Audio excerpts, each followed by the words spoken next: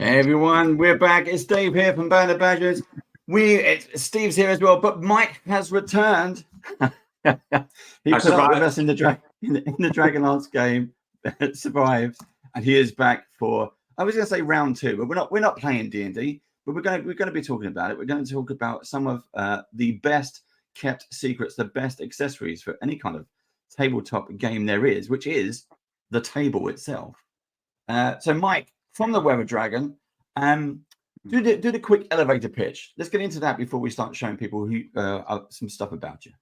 Oof. Well, I guess I'll give you the Gen Con pitch when customers, would come up in utter amazement because nobody's doing tables like this. We chose the bar stool height. When you're playing D&D, you're sitting there for hours. So kick the stool back, stand up for a little bit so you can balance the sitting and standing. And it's nice. Yeah. When I run games, I stand most of the time anyway. So it's a perfect height for that. The depth of the player surface is about 13 inches that the players have to put dice trays, character sheets. If you're old school, plenty of room for your iPad. So there's room for the players to put stuff. A lot of table manufacturers only give you about 6 inches if you're lucky before the recess vault starts. Each side has a cup holder.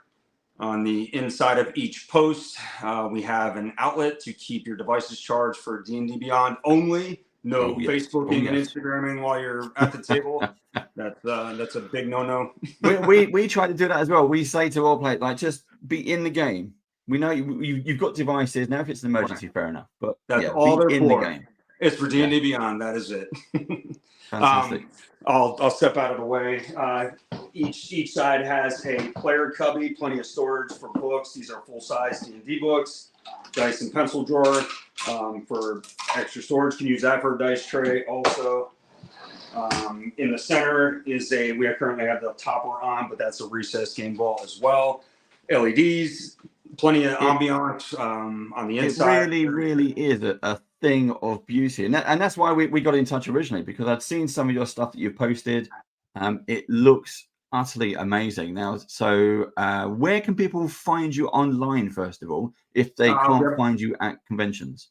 We have a website, www.theweatherdragon.com. That's where you can go if you wanted an inquiry and a quote, and maybe just start the conversation on possibly getting a table.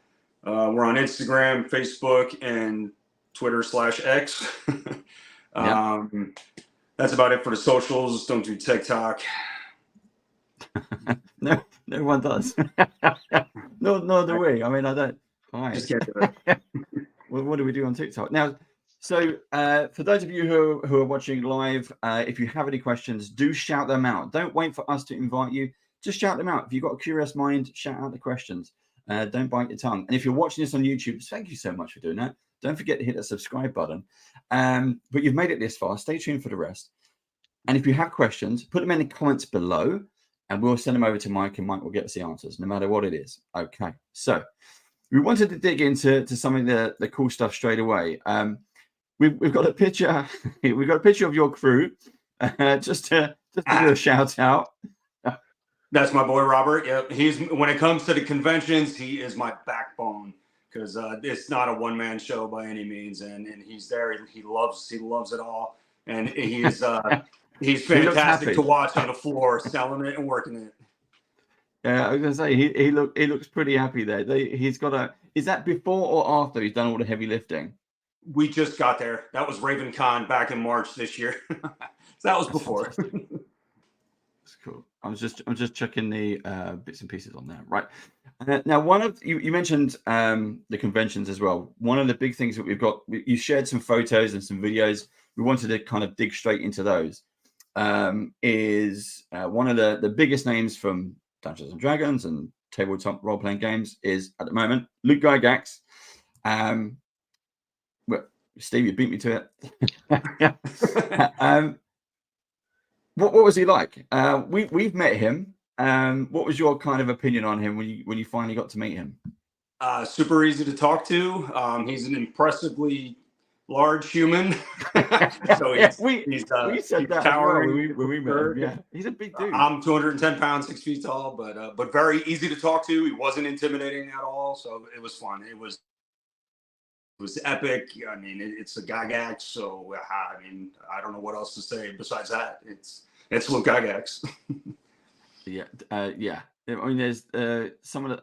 How much time did you spend with you at the convention? Did he place an order? Was he kind of like looking at all the joints? Was he feeling the? Because actually, all the photos I've seen that you sent over and some of the videos as well, and we'll show the videos as they come up.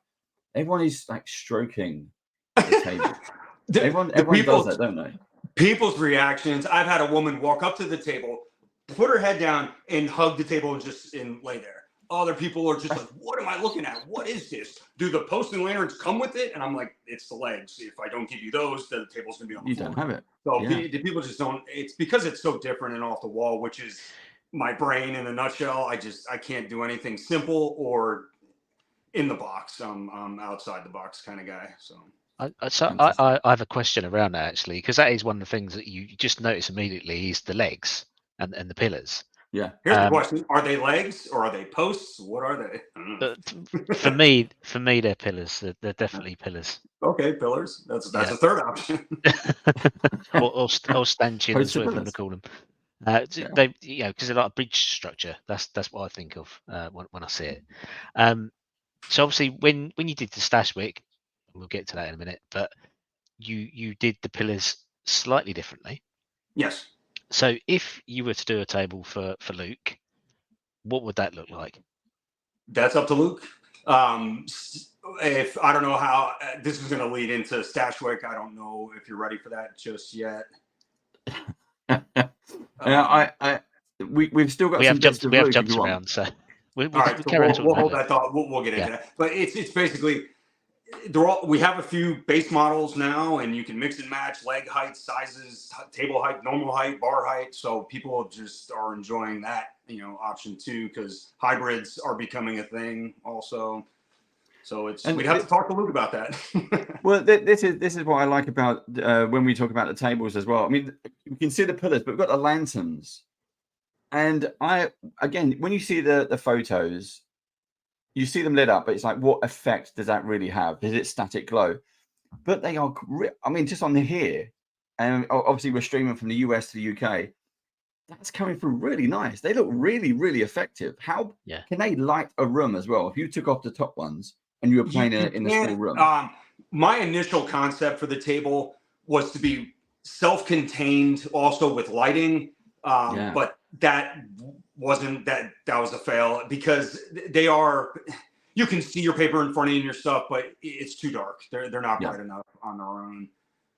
But it's all about the ambiance. That's what I love. It is such a beautiful. And that's where the whole concept of the table came from. I wanted the post and the lantern. How can I build a table around that? That's where the whole idea came from. Yeah, I just noticed on your walls as well. You've got the torch sconces or the torches as well. Same versions. Those are my Gen Con torches on my booth. On the back of the booth, those are the torches that are on the booth. They're too gorgeous to leave in a box for once a year. So I'm like, yep, they're going on my wall. I mean, we've been talking about a lot about Luke Gygax. Now, here's another thing that I'm really, and we've spoken about this before, but the table behind you is the one that you take to conventions. Correct. And you started getting people to sign it. So some of the faces that we've seen, some of the regular players, but you managed to get Luke Gygax to sign. We sure did. I've got the video. Oh, there it is. That was an epic moment. I mean, that is really, really nice. The first one is Todd Stashwick. Todd was the first, which is since I have a little partnership with him, it was fitting that Todd was the first. That's cool. But there's about 4 or 5 more after that now. I mean, was that just again? Was he just walking through the convention and says like, "Well, Weather Dragon"? I see that. God, it was probably such a surreal moment. I don't even remember, but yeah, I think he was just walking by, and it was one of those. You're Luke Gygax. Please come here. Please talk to me. We did that several times when he came to UK Games Expo. Yeah, we managed to get hold of him, but we managed to also spend, I think, about 5 or 6 hours playing D&D. Well, he was a DM for us There was 4 or 5 of us in the group, myself and Steve included, and we played D&D for about 5 or 6 hours, DM'd by Luke Gygax, and it was fantastic. It was great, and his own story as well, which is amazing. We do have a question come in. Hagley asks, "Are the tables custom built, or do you sell specifically designed tables?" So each one is custom made. They're made to order. And it is, but once you've got a model like this, I suppose we're going into talking about the Stashwick now. The Stashwick has become a named table, so Yes. people can go, "Oh, I want this table, or I want the Stashwick, or I want table 3, table 4." Yes, each reiteration of a table is getting its own name for that fact alone. So the hybrids, the combinations of the legs and the heights. So it's fun to name them. So yes, and yes, we are currently looking at the first original game table, which is Todd Stashwick's. Yes. Fantastic. Remember, when you get to table whatever, you need a new name. There is always Kingsman. Don't call it Baby G. That one won't work. That won't sell any. Kingsman, you might. That's going to be the next question in the chat. Who's Baby G? Yeah, exactly. Have to watch that episode of the Dragonlance from 2 weeks ago. Yeah, we'll have to skip that one. But yeah, talk us through. I mean, this was we'll bring up the picture again, but this is Todd Stashwick's stash, basically. This is his Nerd Circus. His Nerd Lair. When he refers to the Nerd Lair, that's what this is. I've had the pleasure of being in that room, which was beyond epic. It is a nerd museum. The memorabilia, the stuff he has in there, it's the crap behind me, there's a lot that's nothing to what he has in there, and it's old school D&D stuff. That's just one thing. There's all kinds of fandom, anything and everything. So it's a feat to behold for sure. That is pretty stunning. We've got some more angles on here as well. That is amazing. After Gen Con, I don't know if it was 22. It was Gen Con 2022. Todd was there. When he got home, he had posted pictures of him kissing his table, and somebody turned it into a meme and said, I wish I would have sent that to you. I think it was it that one? No, it was a different picture. It said, I wish someone missed me as much as Todd misses his table, something to that. After seeing the tables, I can understand why. I mean, yeah, that is. I mean, this one, there's him laying on it. That was the picture that was turned into a meme, because how he's just staring at it. So maybe it was look at me. Yeah. Someone would look at me the way Todd looks at his table. So it was something to that effect. It is done, and I love so these pillars, posts, legs. These ones are different. These ones are cut lower. Yes. Well, let's get into that. When I had first met Todd, he was very interested in the Harbinger, which is the table behind me. Because his room is so epic and grandiose, he was afraid the table would have competed with that. So we kind of turned him off, and that almost ended our path. So not even a few days later, I reached back out to him and I said, "Hey, since Harbinger's too much, what will work for you?" So we started talking about the legs. He said the posts were a little ominous. They're intimidating, obnoxious, whatever you want to say about them. I think they're badass.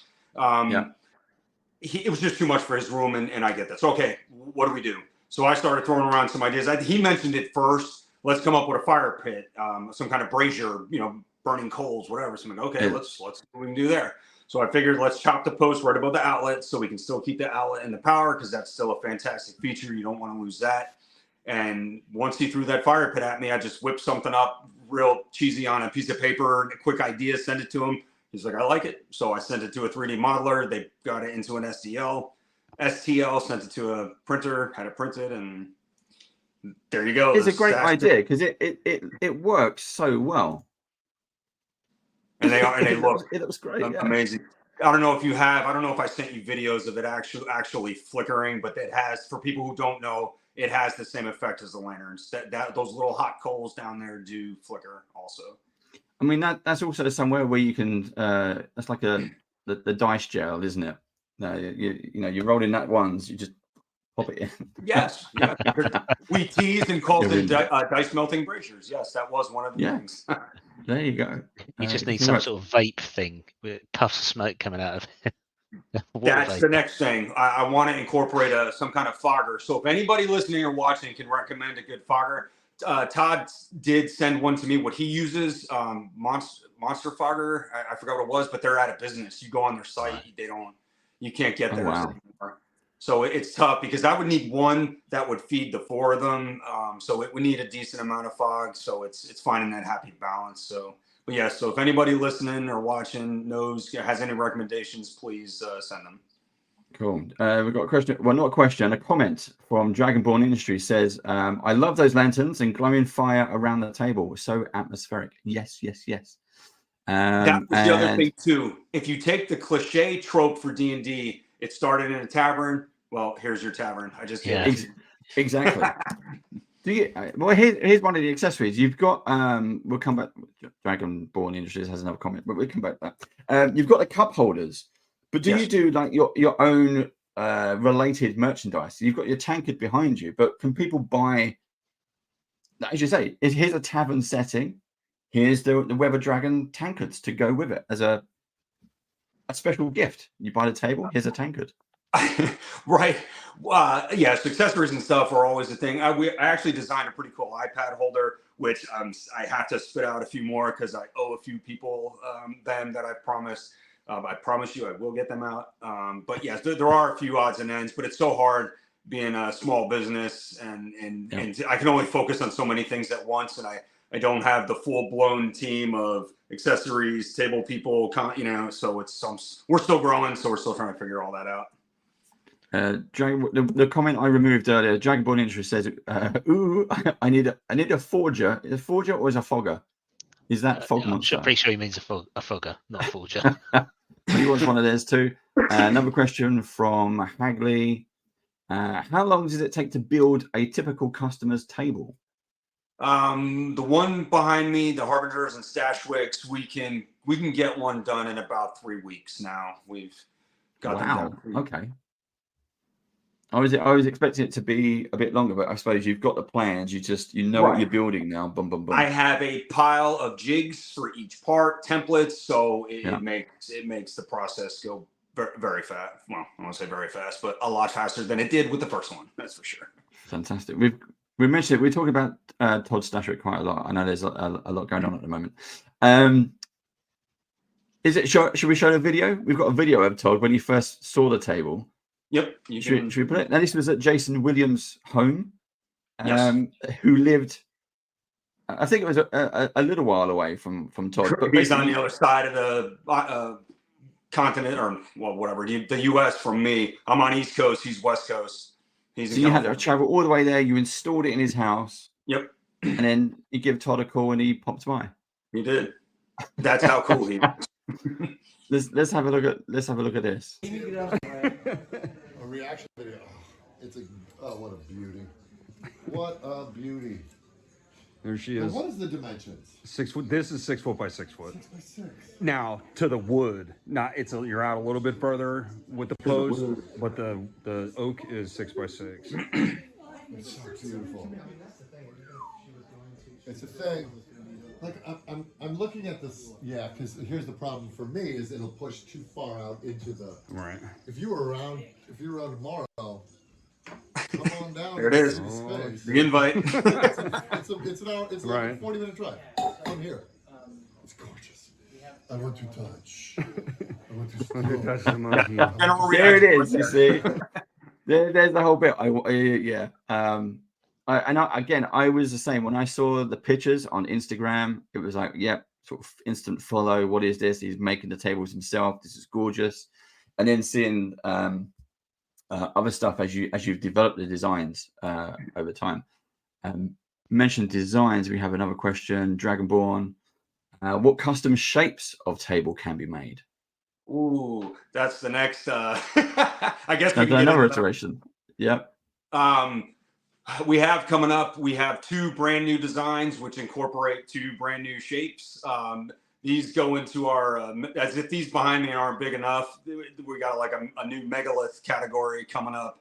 A customer wanted, well, let me back up. Behind me, this is 6 players and 1 DM, comfortable. He wants a rectangle version of this to sit 8 players and 1 DM. So you're talking 6 foot by 8 foot. Wow. So yeah, it's going to be fantastically huge. This one is going into a local game store near me, Super Galactic Games and Comics in Kitty Hawk in the Outer Banks. So that's going to be epic to also. So it's going to get a little exposure sitting there as well. That is nice. We've got some more stuff for some of the older tables. We can bring them up. If you talk us through these as we bring them up. Oh, not that one. That one. That's right. That's it. That's right. That's it. There you go. There we go. That one, I'm not sure which. That could be a Dungeoneer, which I think it is, which is a combination of a Stashwick and Harbinger. It's table height, but it has the Harbinger lantern posts in the rear near the DM, which is super cool because it kind of accentuates the DM very well. Oh yeah, and they'll be on either side. Yeah. And in the front, it's the Stashwick braziers in lower posts up front. Do you have a wider angle shot you can put on screen? Let's have a look. I think it's only the close-ups at the moment on this one. Oh, you got back up. That was it. That was the backup one. That's it right there. So that is the Dungeoneer model. That is so nice. The Indie Dungeoneers, they're on Instagram. I believe they're on Facebook also. I don't know if I'm supposed to be spitting out names, so I'm gonna not do that. Yeah. But customer, they're awesome, super cool. He thoroughly supports everything I'm doing. I actually spoke to him today. He's gonna help me with the LEDs because my LEDs are basic. They look great, but holy crap, he ripped my LEDs out. Notice how the front cubbies are different colors. You can't do that with my LEDs. You can customize each cubby. He does this roulette thing around the inside, a light spinning for dragon breath, dragon attack. So nobody knows where it's going to land. If that light stops on you, you just got hit. So he's doing such really cool stuff with the lights. So it's going to be a new feature for option LED upgrade on the tables for sure. Well, yeah. So like when you go into combat, it's red alert, table goes red, that sort of stuff. Yeah. That's a nice idea. Yeah, roll initiative. Oh, we got atmosphere lights as well. So you go into hell, it's red. You go anywhere else, you can dim the lights, brighten them up. Oh, yeah. Can I go back a couple of slides actually? So you've got all the sort of the runic text, and then on the Stashwick on Todd's actual table, there's some text on the inside of the vault. Is that all customized by the customer as well? Oh yeah, that's where I think customers have the most fun because anything that resonates with you, quotes from a movie, from a poem, whatever it is, you can. I don't care. It's your table, so tell me what you want, and we'll put it there. I'll send samples in different fonts, or where they're legible, where they're runes. I have Arbesh from Star Wars. There's so many different options. That's very cool. To get a closer look, there you go. There's a Star Trek. This is the Williams table. That's Arbesh up top. My eyes aren't so good. The third one down with the Chinese writing is from Firefly, and I forgot what the last one is Dwarven Runes, but I forgot what that said. It is nice, and I love the whole customization option because there are so many different sentiments that can go around a gaming table.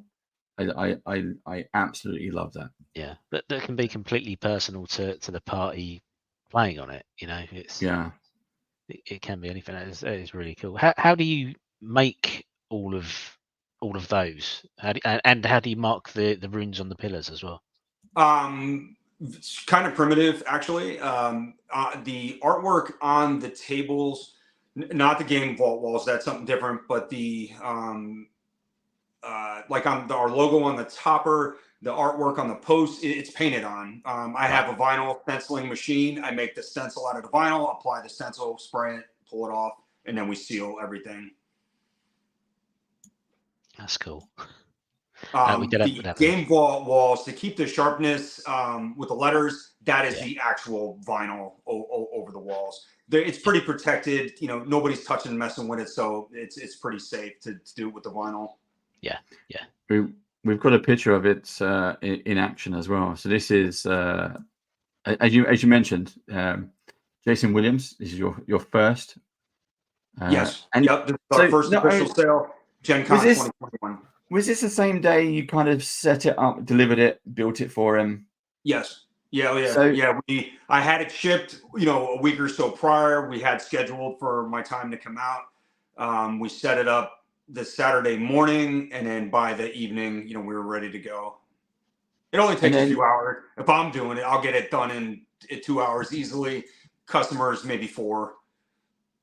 I love the fact that he's just you set it up. He's got his team of players around. Todd Stashwick turns up. You're still there to play a game as well. Yeah, it was epic. It was pretty cool. Superb. What I mean, that's a great way to christen a table. It is. The first game as well. And the ceremonial dice roll. Who gets the nat 20? This guy. That's right. That's not all right. I had the video. I should have gave you that one too. Not thinking. that is that, and there's a close up of him there. I love I have not seen a GM screen with that artwork before. I'll be keen to know where he got that. I have to. Jason, if you're watching this, let me know.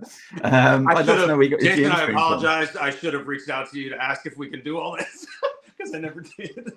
Jason, whoops, sorry, too late. Yeah, but you can yell at me later.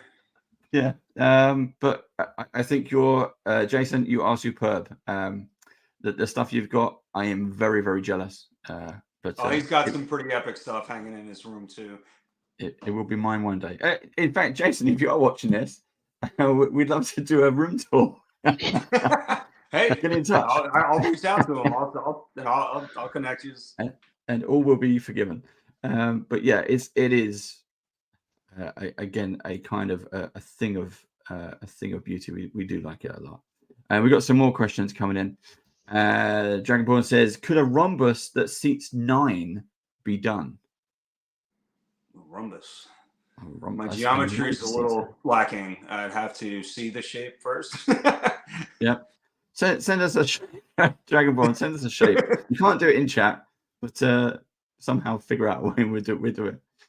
We've got another picture of a table as well, which is this the Wargamer? Yes, this is the SG Wargaming table. I had a local guy reach out to me. He's an epic mini painter. So he loves Warhammer. That's his thing. So he reached out, Mike, this is what I want. He sent me a picture off the internet. I kept the same general idea. He's like, but put the Weather Dragon flare on it. So we weathered, the perimeters and stuff. There's LEDs on the bottom of that as well. The center area is 4x6, which is standard war game battle area. Each player gets 1 foot by 12 foot for their books, laptop, also whatever they need to do. So that table is 4 foot by 8 foot across. Yeah, that is pretty epic. And that one is also at Super Galactic Games and Comics. That's the first table that they have for me. And then in December, they're in the queue for December for their bigger D&D table. We've got a follow up for Dragonborn shouted out that it is a flat diamond at the head, players on a 90. So flat diamond DM at the head, players on the 90-degree flat sides. I'm still stuck. So it's take a rectangle and fold the sides over a little bit by about 15 degrees. That's the rhombus. Like a drop leaf. If you looked at it in plan view, so where you've got your rectangle, a rhombus shape is if the sides fall over. Okay. So it would have 2 long sides and 2 short sides, but they wouldn't be at 90 degrees to each other. They'd be at sort of 75 degrees to each other. I'm a anything's possible kind of guy, so yeah, sure.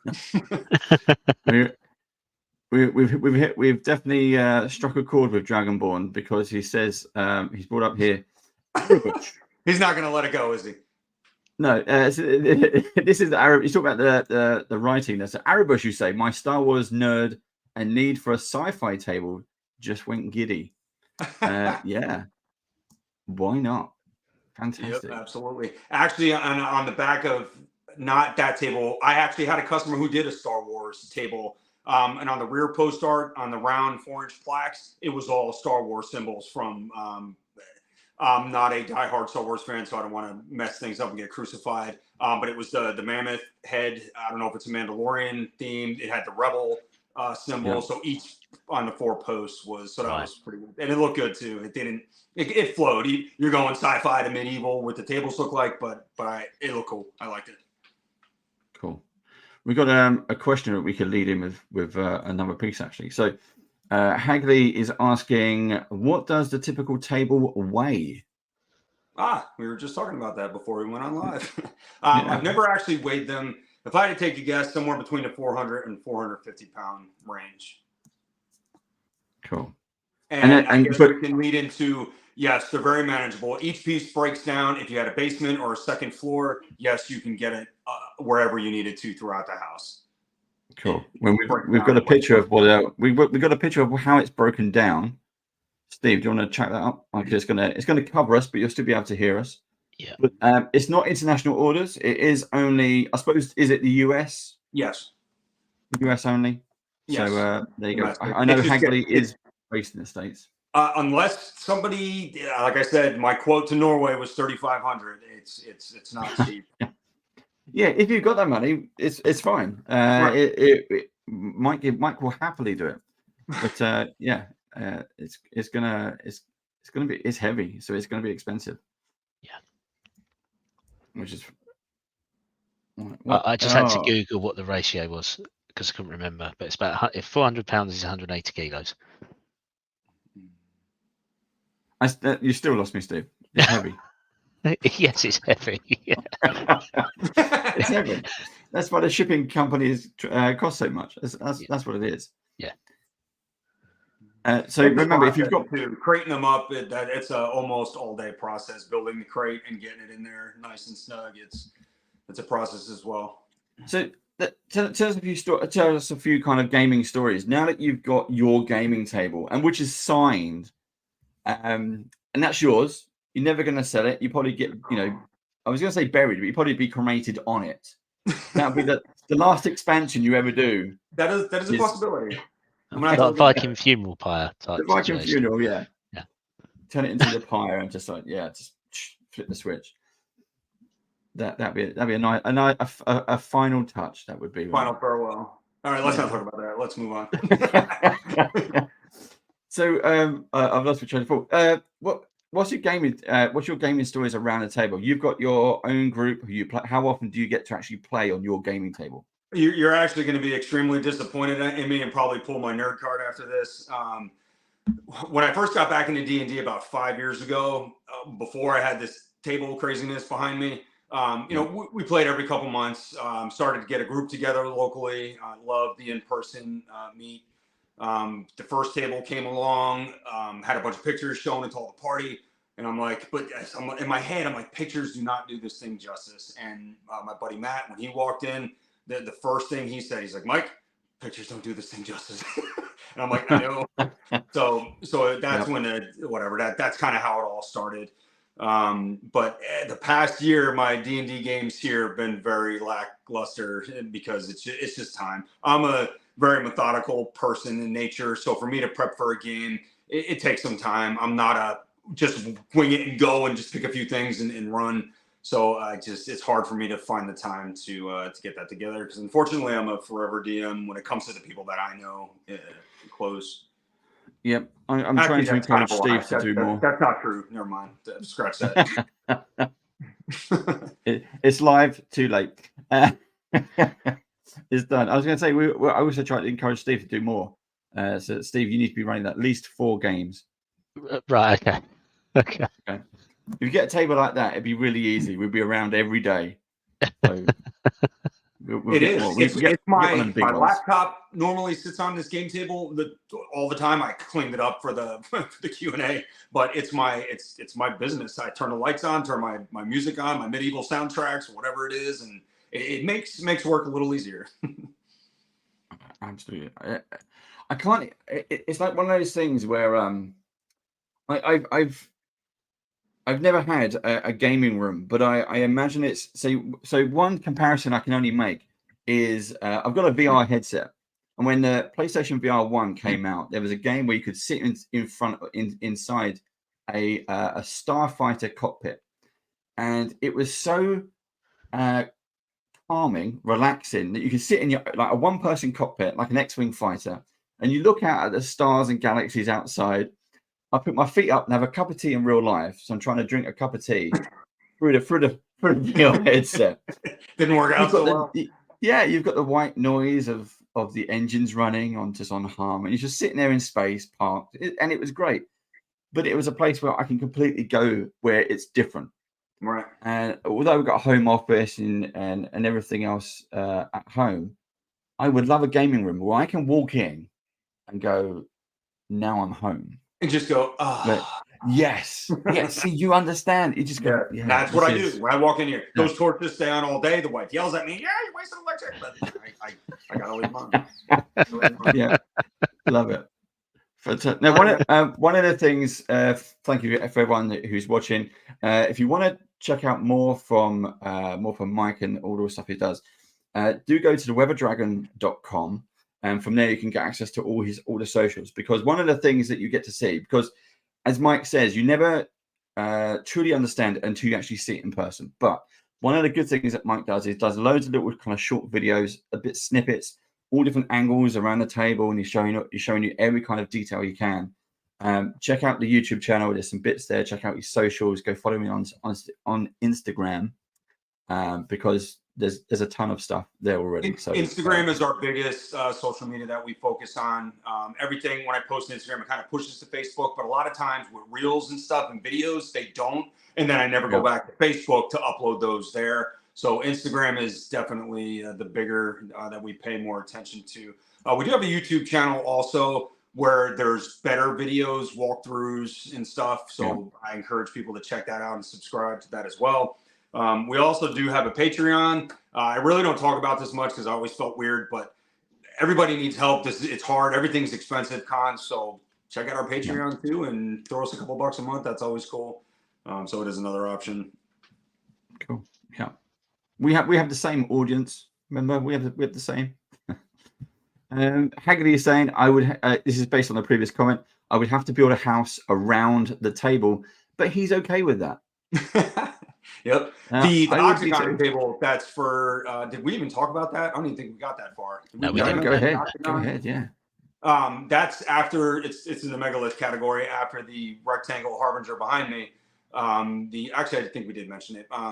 But he's having a house built. He's having a special game room built, and the room is quite octagonal. If I do remember from the pictures that I saw. So if I had to take a guess, this dude, he built the room around the table. At some point, we're gonna have gaming rooms which are you're gonna have stars drawn on the floor and candles burning. We are gonna summon something by accident, I think. Someone's gonna have that the room gaming table out of the floor. That's what you want. Careful there. Did you ever? There was I don't know if it was like mid to late 80s film called The Ghoulies, and I think it was something. I know the movie. Yep. The video cover was basically a ghoulie coming out the toilet. Yep. But it's that kind of thing. You by accident, we're going to summon something that's just going to mess with our dice forever. Yeah. We've got another question. Where did the inspiration for the first table come from? We did touch on that, so I don't know if he caught, but it did come from the lanterns and the post. I want ambiance, if you can't tell. I love ambiance. I love mood setting from the audio and visual. So I built the table around the post, leg, pillar, and the lantern is what I wanted. So the initial design is quite hysterical. I had a lot of good ideas at first, but the evolution of the structural part, what a lot of people don't see, the behind the scenes stuff, it has come such a long way in the past 3 years. So all for the good, all for the better. And some of the additional personalization, you can see it on the post to your left. We've got a top, middle, bottom. Talk us through those. All right, I guess we'll talk about this. I call this a room plaque. This came out because of a goof. When I was making this table for Gen Con and I was cutting the pass-through slots for this section of wood here, because that's structural. This is what the weight of the table is sitting on. So this piece of wood passes through the post, rests on the post. I screwed up and I cut the hole on the side. So I'm like, how can I didn't want to make another leg. So I'm like, how can I hide this? So I came up with a room plaque in my head. It looks really cool. Whoop, made 8 more, slapped them on. So I don't even know which one it is, but one of these is hiding a hole in the side of the post. It is fantastic because it became so a staple cool as well. Customers love it. We slapped some runes on it. Around my table, I have 8 class symbols, and then in Dwarven runes, it says that's Warlock, so that says Warlock, and the other side of me is the Druid class symbol, and that says Druid, and then there's 6 more all the way around. That is so nice. And then you've got your own dragon, the Weather Dragon logo. Yeah, that's my logo there. These are just silly things random things that I have that I kind of just sit up top. But on the website, there are 3 toppers, post toppers, we call them. There's one's a griffin, a dragon, and a gargoyle. The gargoyle is super sharp looking. That one's really cool. So you can add those 2 as table guardians, have them looking in, point them to the outward, protecting the area in the table. So all kinds of options. Actually, that's a really nice idea because you could do gargoyles, and 3D print different faces on them and all kinds of things. Just have them around. That's a really nice idea. I love that.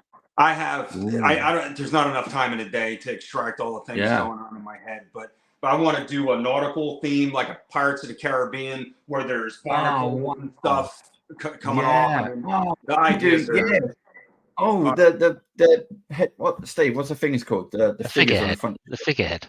The figurehead. There you go.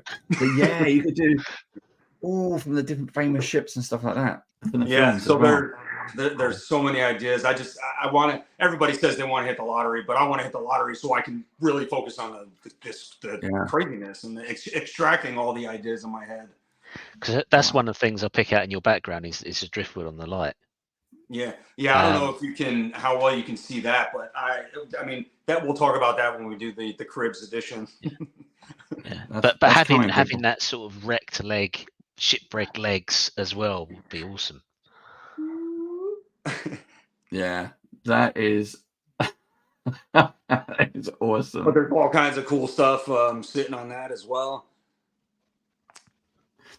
Here's a question about we'll cover this in the MTV Cribs, but the ceiling itself, is that original or did you just cover that up? No, I live in a pretty rural neighborhood. I have a couple 1,000 acres of farm in front of me and a couple 100 acres of trees behind me.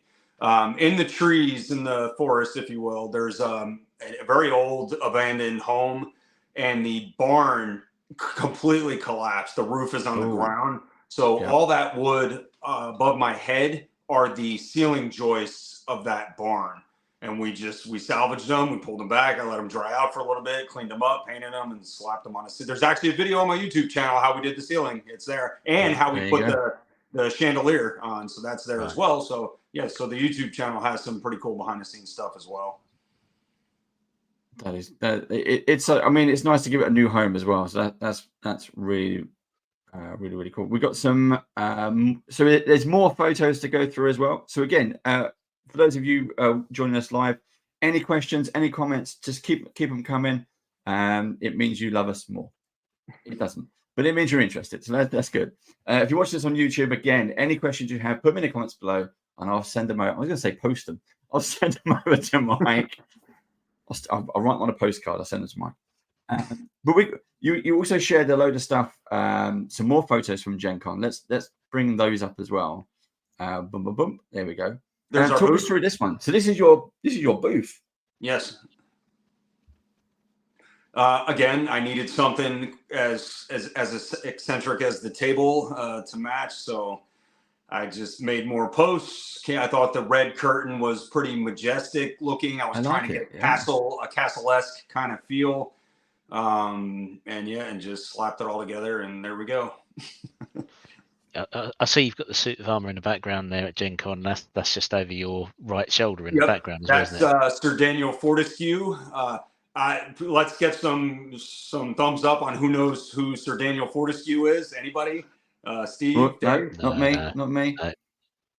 It's an old Nintendo game called Medieval, and the main character's name was Sir Daniel Fortescue. So, yeah, medieval. Yes, medieval. But yes, but that's where it came from. I thought that was funny. So yes, that's his name. Well, we got another question. What's the other than making $1 million so you can do it, win the lottery so you can do this full time? But what's the dream? Where do you want to see your table the most? Oh, as far as in whose hand do I want to see it? Maybe. So who's the dream customer? But then would you want to see your table? I don't know. Would you want to see your table in gaming shops or conventions or something like that? I don't know. Oh man, that's a tough one. Nerd, because there's so many levels. Like you talk about Critical Role, you got Luke Gygax, you got your Todd Stashwicks. That's a tough one. It would be epic to have a call from Critical Role, say, "Hey, we love what you're doing. Can you make us a table?" You know, I don't know where it ends. I don't know where the epicness stops. But I don't know. I've seen some bits and pieces that Luke Gygax has shared online. I don't know if he's got a gaming room. I know he's got his home office. He's got his nice big desk and the bookcase and everything. I haven't seen him sitting at a gaming table that's his gaming table. Right. That I don't know. I can't confirm or deny if he has a separate room. Because I see what you see too. Exactly. So Luke, get rid of your old table. Put in a brand new weathered dragon table. Well, where I got the wheels are turning for. Oh, never mind. Well, that's another. Fantastic. So as well as again, Luke Gygax, Todd Stashwick, we've got some other familiar faces. So again, audience, shout out if you want to hear some more stories about this. I know you're 10 seconds behind, but shout out as quick as you can. We got Becca Scott. Yes, Becca Scott, super cool. I recognized her immediately, and that was another. Ooh, please come here. So had her sign the table as well. She was. I don't know if she was the next signature in line, but she's in there also. She's funny as heck. I love everything she does. Been following her for a while. Love her Chaosium Call of Cthulhu stuff that she does with Josephine McAdam. Had the pleasure of meeting her also. She signed the table as well. She does a lot of stuff with Becca Scott also. How many signatures do you have now? I want to say about 6. I'd have to. I don't know if you have a picture of all of them. I could tell you all, who they all are. Actually, if you go through some more of the pictures, they signed as well. Cool. I don't have a picture of all the signatures, and most of the signatures you can't read anyway.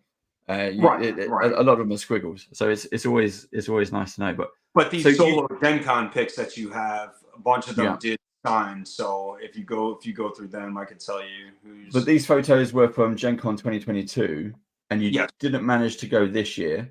I missed 23. Yes. Yeah. So are you planning to go to Gen Con 2024? I was based on another Magnificent Con, if that was going to become a thing or not. And I just recently, within the past 24 hours, have gotten, I guess we can call it confirmation that we're good. I'm going to say we're 99.9% in. I'm just waiting for that final, here's your booth, get it paid for. I'm still waiting on that. But Gary Con 16 is what we were hoping and waiting for. And it looks like it's coming to fruition. So unfortunately, not unfortunately, but now that we're going to be making Gary Con 16, we're going to have to skip Gen Con again because they are such tremendous expenses, and they do take a huge toll on the bank account. So we kind of have to just pick one major one per year. So, and I'm happy to say that Gen Con 2024, Gary Con 16, the 50th anniversary of Dungeons and Dragons in Lake Geneva, where it was created, run by Luke Gygax, the son of the creator. So it's just the levels of epicness, you just can't compete. So Gary Con 16, yes. Fantastic. We got Hagley saying Gary Con is on his list to attend. Awesome. So So there you go. Introductions made. Hagley, meet Mike. Mike, meet Hagley. There you go. I hope to really meet you in March. Yeah, and buy a table, Hagley. Buy a table. Yeah. You said you were going to build a house around it. Now is your chance. You can measure up. Take the measurements, inches, not centimeters. And one funny thing around my home and my inner circle with my wife and kids, this is my midlife crisis. I'm 47 years old, and this all has started about 3 years ago. So it was a perfect midlife crisis timing, because I wanted, this is fun. I want to do this the rest of my life. I'm a home improvement contractor first, but I don't want to do drywall and paint and trim, and I'm done over that nonsense. Let's build tables. Yeah. Is that really what drove you into doing this originally? It was just a wanting that change of pace and change of lifestyle. Not necessarily, no. When I got back into D&D, my brain, as active as it is, I'm like, we need a badass table to play on. Yeah. Came up with it. Once I built the first one, my initial party that was coming to play on it were like, Mike, you need to start showing this to the world. So I started booking conventions, and here we are 3 years later, really starting to do something with it. You mentioned the midlife crisis. Yes, but aren't they also kind of relieved it's a nice, safe? Yes, and that's what I tell her all the time. I tell her, like, I'm motorbiking off of cliffs or something with parachutes. I'm not sitting at the bar getting plastered every night. I'm not. I didn't come home with $100,000 vehicle. I'm doing something positive, productive. The family, everybody does a little bit to help me out, and it's fun. And here's the other thing: it has a great knock-on effect, because the stuff that you're building it helps to build another community. It's another family of gamers, of friends, of lifetime gamers, for them to bring it to a whole new level. And I love that. So you're sharing a lot. Because we were talking before we came on about the one you just done, the party been together for 30 years. Yeah, that was amazing. That you built that table, and the guy had the players' names inscribed on the posts. I thought that was really, really good, really good. It's a nice nod, isn't it? Something you can all keep. Yeah, but what's really there's a lot of people that are like that. The reveal that he's doing once he gets to the table, because yes, he still plays with the same people, but I believe they travel in to him to play. So it ain't going to be till February till his party gets together, but he's not telling them. I don't think they'd be watching, but he's not telling them that their names are there. So they're going to be, like, I'm assuming, really blown away when I told them I need that reaction video when that happens. Now, anyone who's watching this is going, "Oh, is it my DMs doing that?" Some of them are going to be really excited. Go, "Oh." So many cool things. With the next one, I'm going to be brief with this one. He had lost his mother recently, and I guess they were a huge, big gaming family. So there's going to be some memorializations on the table for her as well. So it's going to be, he's got a family crest. I've already worked his family crest to sit behind the post on the 4-inch shield plaques. So it's a lot of cool things happening with this one too. That's really nice. I love that. We got some more. So everybody who's watching us live, we're down to we've got about 5 minutes. Squeeze in your questions and your comments, get them out. Dragonborn also said, am I buying one? I would, but the international shipping is terrible. If I lived in the States, or if Mike lived in the UK, yes, would be the answer. Until we work out, I don't know, a piece at a time over 10 years to keep the shipping down. I don't know. Maybe you have to watch this space. We'll come back to that. You've also got Ginny D. Yes, I met Ginny D, and I kind of made that happen. I had to take a break. You can only stand around a table, talk to so many people, because holy crap, Gen Con is very overwhelming. I left Robert to hold down the fort. He can do it. No, I wasn't worried. I had gone over to the food section. I'm sitting down, and lo and behold, here comes Ginny D just walking by. So I'm like, it's now or nothing, dummy. So I got up.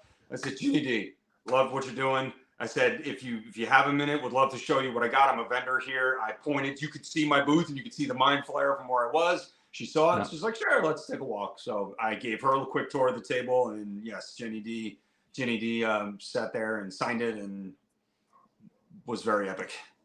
Fantastic. I mean, you've also got, what are these? These are dice trays. Yes, we made a few dice trays years ago. Those came before the table. So I actually have a few still floating around. So we just bring them. Those are our beer and food money, I call it. So we would sell a couple of them, and I would just kind of hold us over for a few days. Yeah, those look nice. Those look very nice. We got who else we got here? Oh, there's Matt. It's one of our fan favorites. Another legend. We know and love Matt very much. One of the the face of Beadle and Grimm's, and he's wearing the only T-shirt I don't have. I've got that one. Oh, you got it. Yeah, I've got that one. That was another preemptive move. Again, I'm not a sit around and let things kind of go by. I'll nudge things in the direction that you need to go. So I went over to Beadle and Grimm's booth during Gen Con. After everybody was done talking to him, I kind of weaseled my way in, introduced myself, told him what we're doing. He's like, I'm leaving tonight, so I don't know if I'm gonna be able to make it, but if you can, great. That night came and gone, so I figured, oh well, I wasn't too disappointed. I was disappointed, but I knew it was gonna be a long shot if he was gonna be able to come see us. The next morning, he didn't take his flight, whatever the reason was. By like 9 o'clock in the morning, I'm down on the ground messing with some stuff. My son's tapped me on the shoulder. He's like, Dad, you're gonna want to take this one. I turn around and there's Matt Lillard. He made the effort to stop by and come see us. So that was pretty awesome. So thank you, Matt. That's good. Appreciate that. I was just thinking, because with his announcement of his brand new whiskey line, well, you can christen. That's another fantastic bottle of whiskey. When they start doing the TV adverts, sitting on the Weather Dragon table, there you go. Hey, that would look pretty epic on the table. Yeah. Sure. That is what found me to ask. Where did the name the Weather Dragon come from? It's because of the wood, the rusticness, the rusticity of it all. Like weathered. I love anything weathered, old, rustic. So the Weather Dragon, that's where it came from. Cause it sounds like the most epic pub ever to me. We would be this is the one color that's not interchangeable, is the weathered look. Anything that's weathered gray, the cubby end caps, the inlays, the posts, stays weathered gray. That does not change. The hardwood behind me, you can pick your hardwood and pick your color. That's optional. So you got another question. It says, your tables are beautiful and you should be really proud. What is your favorite feature of the tables that you make? Your personal favorite feature? The ambiance and the aesthetic. I know that kind of encompasses, a lot of different things, but it's just the aesthetic. Yeah, I love it. We got someone else. We got Hagley agrees. I agree, Dragonborn. I agree. His craftsmanship is amazing. So Hagley, you're going to go to Gary Con. You're already sold. Thank you. Just take a truck with you. Yeah.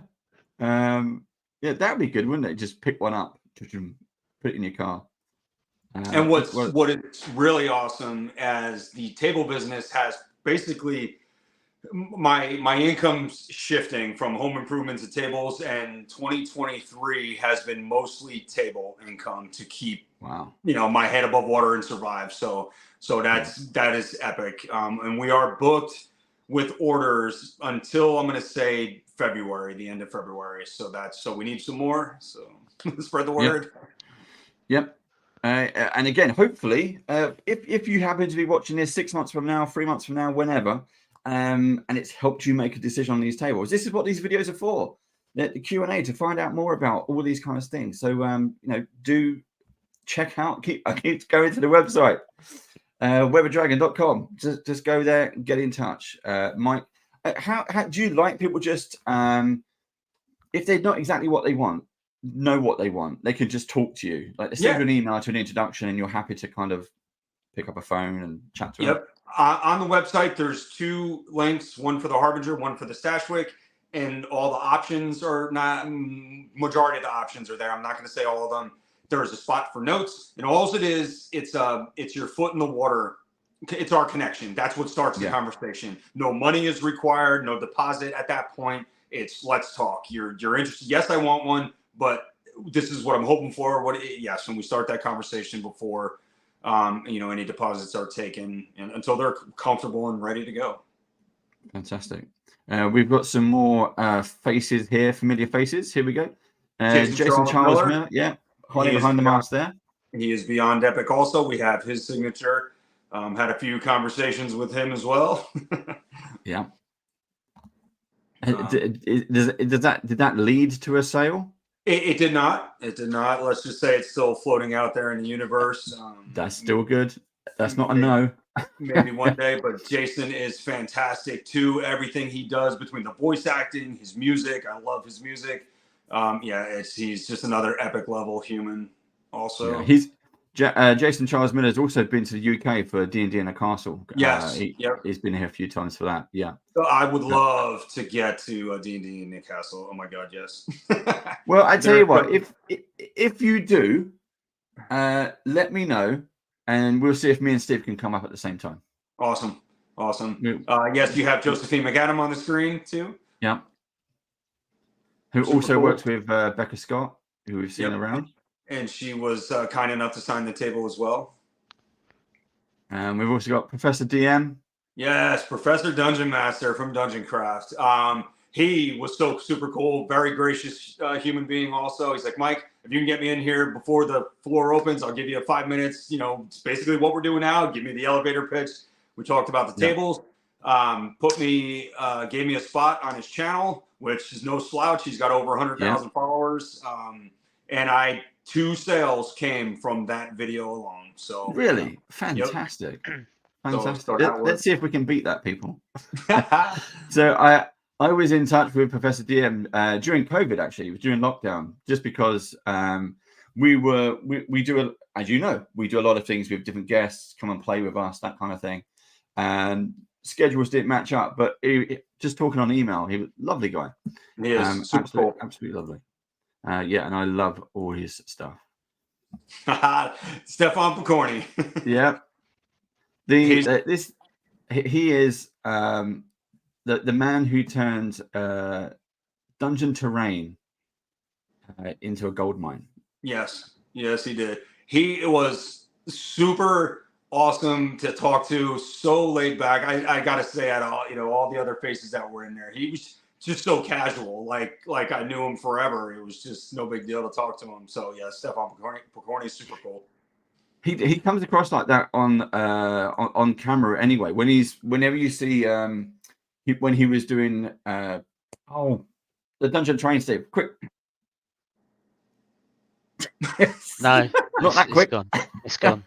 Dwarven Forge. There we go. When he was doing Dwarven Forge, earlier, so again, a few years back, it was great. The stuff that he was doing, it was absolutely amazing. But took it to a whole new level. I want to give 2 quick shout outs before we go. I think we're running out of time. Sure. My buddy Christopher Todd, he runs an organization called the Rogue Game Masters. He's a professional DM basically, and he's doing a fantastic job expanding what he's trying to do. So the Rogue Game Masters, check him out, Instagram, all that good stuff. He absolutely adores and loves everything I'm doing, loves my tables. I think he's hitching a ride with us to GaryCon, and he's going to be another salesman as well. But Christopher Todd, another awesome human being, and just he eats, sleeps, and drinks Dungeons and Dragons. It's all he does nonstop. So Chris, ask him to get in touch. Cool. Ask him to get in touch. And one other shout out to the Gattos, Matt and Deborah. Matt also, he loves everything I'm doing. They are like my biggest fans. Deborah is his daughter. Once we tried streaming 2 games here, not an epic fail, but we couldn't get all the cameras up and running properly. So we didn't get, fully where we needed it to be. But she had wrote this one adventure. It's on the Weathered Dragon. She had commissioned a 3D artist to come up with a Weathered Dragon mini. So I have my own mini. Let me go grab them. This guy is beyond epic too. He's got the same curl as the nice. I had it up on our Etsy shop for sale. Obviously, I want to share this with the world. But the first 2 I shipped arrived in pieces, and I'm like, oh. So I don't know what happened. I thought I packed them good enough. So I'm kind of hesitant to sell them now. I don't know. They're kind of just stagnant at the moment, but anyway, I just had to give Deborah and Matt a shout out too, because they're awesome and love everything I'm doing. They're just huge supporters as well. Absolutely fantastic. And that is bringing us to the end. So thank you everyone for your questions. And remember, if you're watching this on YouTube, it's not too late. Put your questions into the chat below. Mike, don't go anywhere, but it's lovely to see you again. You too. Always wonderful. I love talking to people who are just so into what they do, because it makes everyone smile. And we love we love doing what we do. But yeah, thank you so much. Remember, if you're watching this on YouTube, don't forget to like and subscribe. And we'll see you on the next one. Until then, bye.